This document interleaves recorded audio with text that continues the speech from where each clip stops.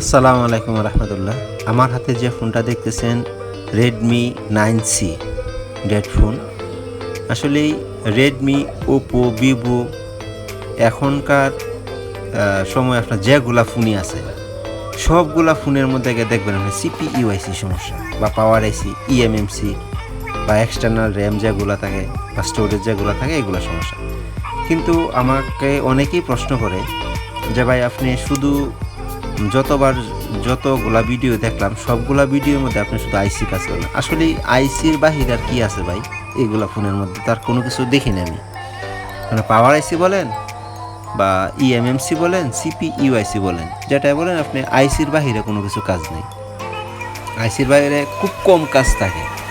আর এইগুলা phone dead হয়ে যাওয়ার একটাই কারণ সিপিইউআইসি বা ইএমএমসি এই দুইটা থেকেই হয়, বা তার বাহিরে বেশি হয় না। যেমন পাওয়ার আইসি খুব কম, বেশিরভাগ সিপিইউআইসি থেকে সমস্যা হয়। আসলে এই ফোনটা যেহেতু বন্ধ, সুইচ অফ, মানে কোনো কিছুই আসে না, কোনো সারা শব্দ নেই, রেসপন্স নেই।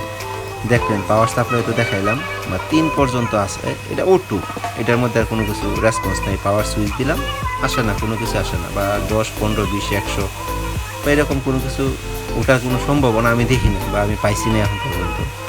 এখন আমার কথা হচ্ছে গা, সিপিইউআইসি বা ইএমএমসি বা এক্সটার্নাল র্যাম যেগুলো আছে, বারবার মানুষ অনেকেই প্রশ্ন করে ভাই আপনারা শুধু আইসি কাজই করেন?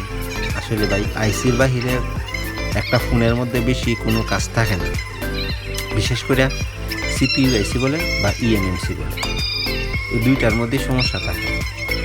শতকরা 80% সেটেরই সমস্যা থাকে আপনার সিপিইউআইসি বা ইএমএমসি দুইটা। পাওয়ার আইসি খুব কম, মাঝে মধ্যে হয়, বা ওভারহিট হয় বা শর্ট হয়ে যায়, এরকম মাঝে মধ্যে সেট হয়। কিন্তু সবগুলো যে পাওয়ার আইসি দেখে এরকম না।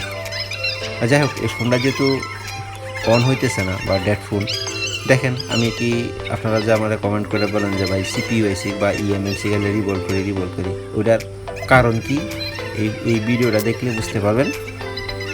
দেখেন ইএমএমসি প্লাস হলোগা সিপিইউআইসি কাজ করলে কি ফোনটা ওকে হয় কিনা, বা এক্সটার্নাল র্যাম কাজ করলে কাজটা কমপ্লিট হয় কিনা। আমার সঙ্গে থাকুন এবং ফুল ভিডিওটা দেখুন, তাহলে বুঝতে পারবেন যে আমি বারবার সিপিইউআইসি কাজ করি কেন, এটার কারণ কি।